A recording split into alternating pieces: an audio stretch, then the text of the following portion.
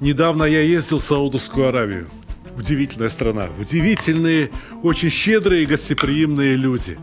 Город Эр-Рияд, знаете, поразил меня просто.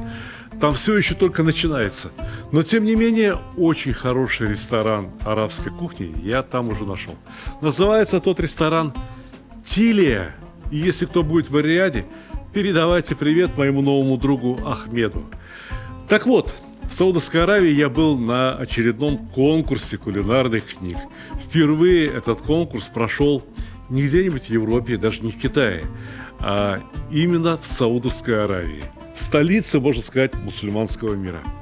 Как всегда, получил приз, надеюсь, что заслуженно.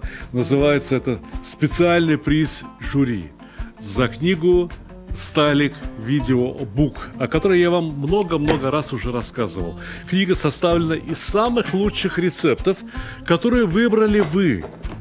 То есть я взял список рецептов на моем канале, в который вы посмотрели больше всего, где больше всего лайков, где вы больше всего написали каких-то хороших слов, больше всего подписчиков. И именно из этих рецептов состоит эта книга. Я надеюсь, что рецепт, который я вам покажу сегодня, тоже войдет в одну из будущих книг. Это будут бараньи голяшки по-арабски. Зря, очень зря мы прекратили использовать лавровый лист. Прям вот лавровый лист вышел из моды. А везде в мире хорошие повара продолжают его использовать, и это очень вкусно. И я раскладываю вот такой звездочкой этот самый лавровый листик. Сюда я хочу добавить еще и другие звездочки, которые называются бадьян.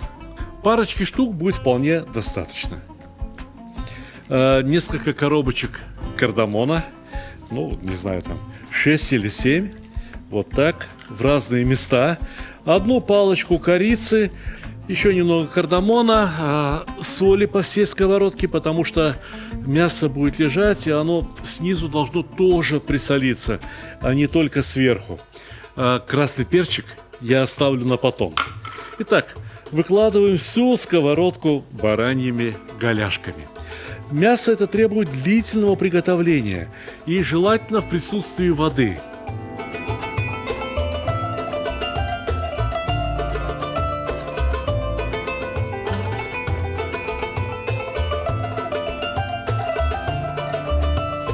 Еще раз присолим мясо сверху и закладываем все остальное мясо.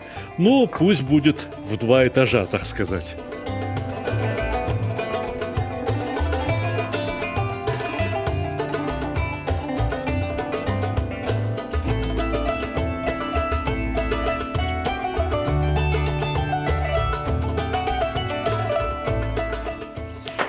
Соли вполне достаточно, недостаточно только остроты, потому что все остальные специи, ну это, собственно говоря, такие сладкие, приятных ароматов специй. Черный горошек, посмотрите, сколько я беру его. Ну, наверное, с целую столовую ложку. И рассыпем вот здесь вот, где-то щелки есть между мясом, вот пусть там и лежит. И пусть добавляет немного и аромата, и жгучести, и правильной, очень аппетитной остроты. Сейчас все очень просто. Мы должны залить эти голяшки водой. Но не полностью, а так, чтобы им только по пояс было. Голяшки сами из себя выпустят еще очень много мясного сока. И потом, когда мы откроем эту сковородку, я забегаю вперед, здорово забегаю вперед, а ведь очень важно рассказать о том, какой водой надо заливать голяшки. Если мы готовим в присутствии масла, то вкус масла и его аромат очень важен. Если мы готовим на одной только воде, то вкус воды и ее чистота, ее природная свежесть тоже очень важны. Я выбираю воду Тассай с предгорья Тянь-Шаня из Казахстана. Очень вкусная и хорошая вода. Попадется вам где-то, обязательно купите и попробуйте. Вы мне еще спасибо скажете.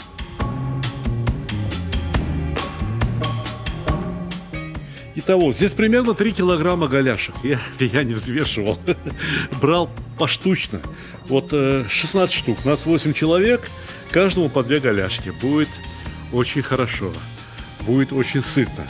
И всего лишь навсего 700 грамм воды. Зато какой воды. Ставим на огонь и готовим на медленном огне часа полтора, либо два, до тех пор, пока мясо не станет очень мягким. Одним словом, увидимся с вами сразу после рекламы.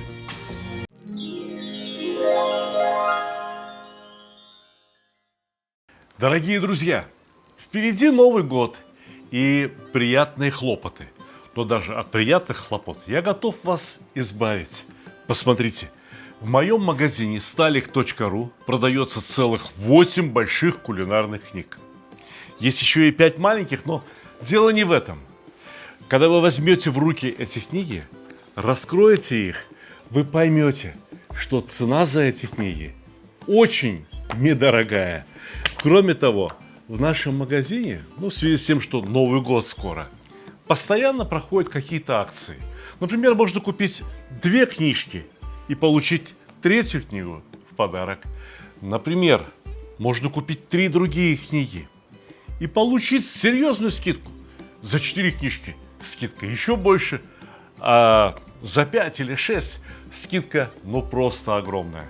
Понимаете, делаете всего лишь навсего один заказ, в скором времени получаете одну очень хорошо, очень качественно упакованную посылку, и у всех ваших родных, близких и друзей уже есть подарки.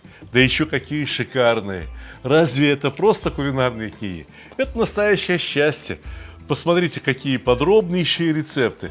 Посмотрите, какие великолепные иллюстрации. Честное слово, я очень старался, когда писал эти книги. И уверен, что они доставят вам очень много счастья и удовольствия. Заходите на мой сайт stalik.ru и заказывайте. Если у вас будут какие-то сомнения, вам обязательно помогут.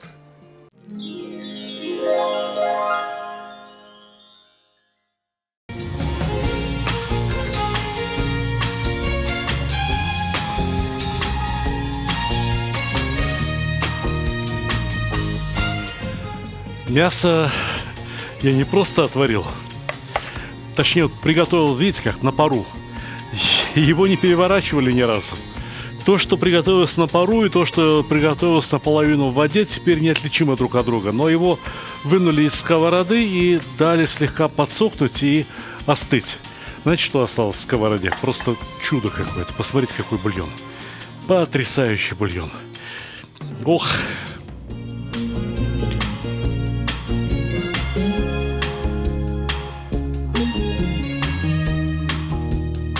Этот бульон нам с минуты на минуту понадобится.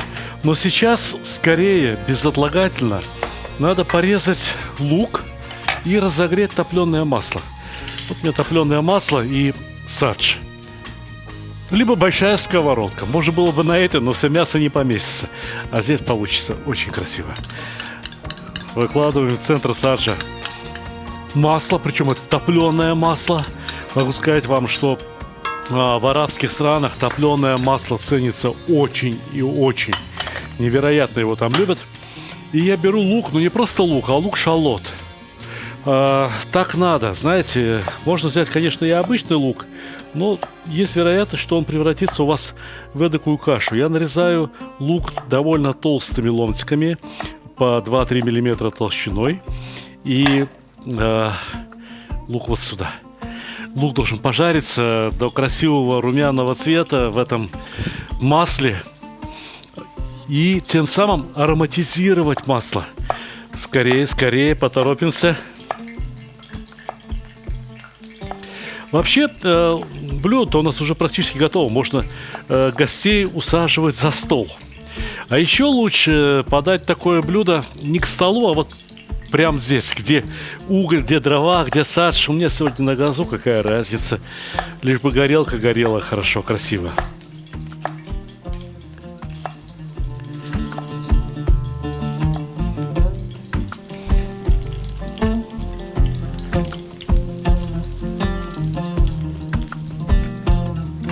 Итак, у нас будет великолепное ароматизированное масло. В нем мы будем обжаривать мясо, которое уже ароматизировано. Ароматизировано за счет того, что оно варилось вместе с чудесными специями. Но на само мясо неплохо бы добавить некоторых специй. Для начала вот сюда, для начала прямо в масло я хочу доложить немного красного острого перца. Ну какой он острый? Сейчас зима, солнышка нет, поэтому перец не такой уж острый, каким он бывает летом. Летом ух, а сейчас так, ну перец и перец. Впрочем, все будет очень хорошо.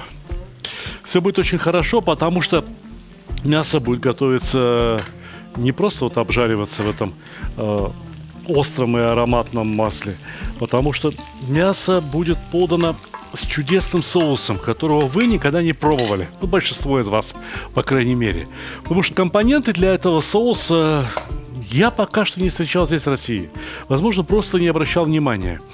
Это очень удивительные компоненты. Называются они финиковый сироп. Саудовская Аравия прямо родина уникальных фиников. Ну вот такие финики, вот эти вот красненькие, они вырастают практически везде, по всему Востоку. Вот эти так называемые белые не везде. Мне кажется, что они вкуснее. Но самые вкусные, самые потрясающие финики — это вот эти, черные, родом из Медины. Медина — это родной город пророка Мухаммеда и священный город для всех мусульман. Но финики, которые там вырастают, просто потрясающие. Так вот, про этот сироп. Для чего его делают? Ну, во-первых, можно чай пить и добавить туда этот финиковый сироп. Особенно, если когда кто-то простыл. То он то работает примерно так же, как работает мед. Но еще его используют для приготовления арабских блюд. И именно это я хочу сегодня сделать. Смотрите. Возьму немного сиропа и возьму немного чего-то кислого. А что-то кислое у меня тоже есть. Это азербайджанский соус наршарап, который представляет собой, по сути дела, точно такой же сироп, только из граната. Понимаете, вот сочетание финики и гранат.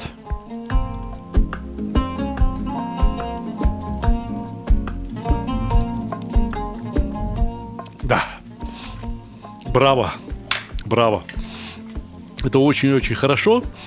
И для того, чтобы это было очень хорошо, мы наливаем не просто соус. Сейчас сюда же необходимо добавить наршарап. Будем пробовать, будем несколько раз пробовать, для того, чтобы подобрать удачный кисло-сладкий баланс.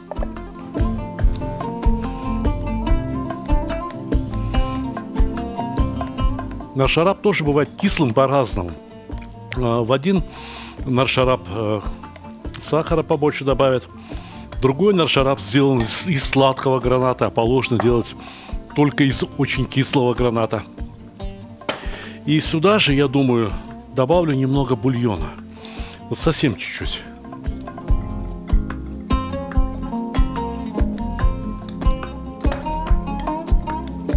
Вот теперь можно и попробовать.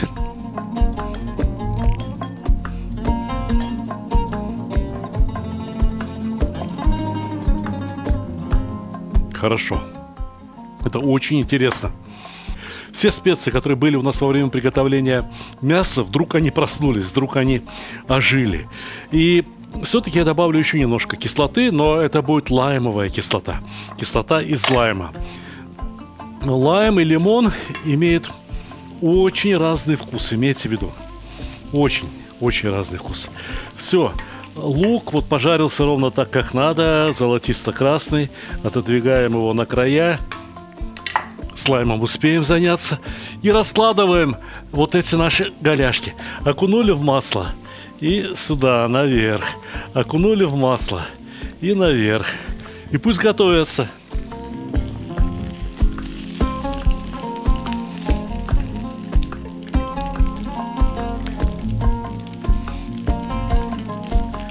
Обязательно, обязательно. Каждый ломтик мяса, каждую голяшку непременно в масло.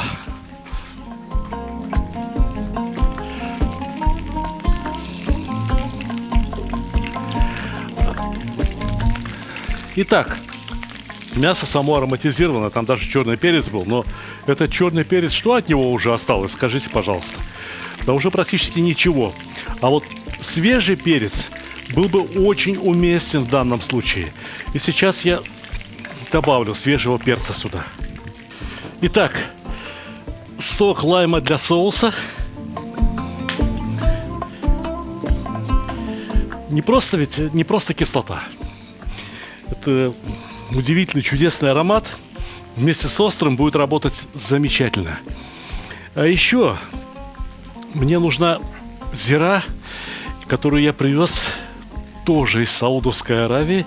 Зира, не просто так зира суданская. И черный перец. Черный перец в ступку. Здесь пол столовой ложки черного перца. Возьму пол столовой ложки суданской зеленой зиры, которая обладает просто уникальным волшебным ароматом. Все растираем.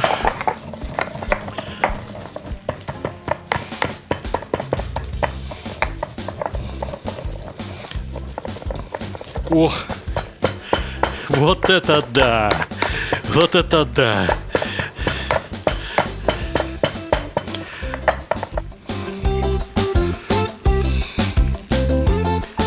На мясо. Прямо на мясо.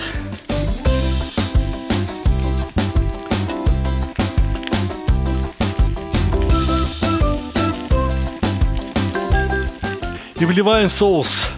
Соус вливаем вот сюда, в середину. И дальше этим соусом мы будем поливать мясо для того, чтобы соус пристал к мясу. Поливаем, сок стекает, ничего страшного, мы потом еще раз перевернем, и рано или поздно весь этот сок карамелизируется и окажется именно на мясе. И будет ой как вкусно. Я убрал огонь из-под центра саджа. Понимаете?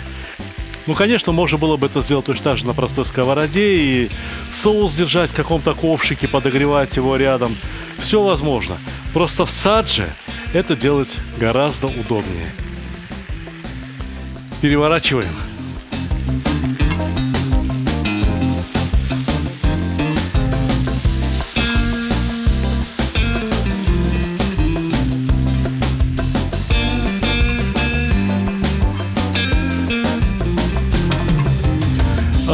Предвижу вопросы, а вот чем заменить у нас такого финикового сиропа нет и никогда не будет. Наверное, если не будете требовать от продавцов, то никогда и не будет.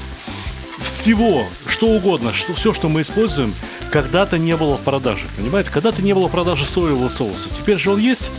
Почему? Потому что возник спрос. Так вот, я сейчас пытаюсь организовать спрос на удивительно вкусный продукт, на финиковый сироп. Бывает кленовый сироп в Канаде где-то делают, да? Бывает так называемый бекмес в Азербайджане делают. Это сироп из тутовника, из ягод шелковицы, либо из арбуза даже делают тоже бекмес. И он вполне может заменить собой мед, он вполне может заменить собой вот жидкую часть варенья. Собственно говоря, почему бы не взять жидкую часть какого-либо варенья, скажем, того же абрикосового? Оно не слишком сладкое, да, и если добавить в него что-то кислое, ну, гранатовый соус, либо сок лайма и так далее, то все сработает идеально.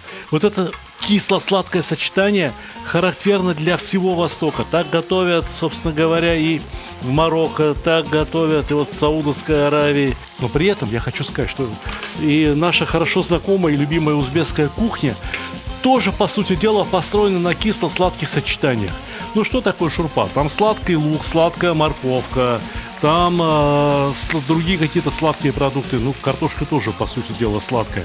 Но плюс к этому там есть и что-то кислое, да? В плове барбарис, в шурпе помидоры, в каких-то других блюдах тоже что-то кислое и сладкое обязательно сочетается вместе. Может сначала показаться, что все черное, все сгорело. Нет, конечно нет. На самом деле ничего не сгорело. И если вы будете делать это, не знаю, вместо финикового сиропа из черных фиников, возьмете, например, тот же самый абрикосовый сироп, либо какой-то очень светлый мед и смешаете его с чем-то кислым. Подумайте, у вас же вот для чего, собственно говоря, фантазия работает. То получится другого цвета. Но вот это восхитительно и аутентично не только по внешнему виду, но еще и по вкусу, и по аромату. Знаете, я здесь небольшую отсебятину. Мелко порезанная мята, мелко порезанная кинза, красный стручковый перец, чуть-чуть цедры лимона натерли и лаймового сока еще добавили. Думаю, что вот эта зелень будет вот здесь на мясе очень и очень уместно. Будет очень ароматно, симпатично и очень вкусно. Желаю вам приятного аппетита. Нежнее и мягче этого мяса не сыщете. Если кто-то не любит баранину, начинайте с ним работу вот с такого блюда. Съест, пальчики оближет, скажет: дайте мне еще. Все, подходите, будем пробовать.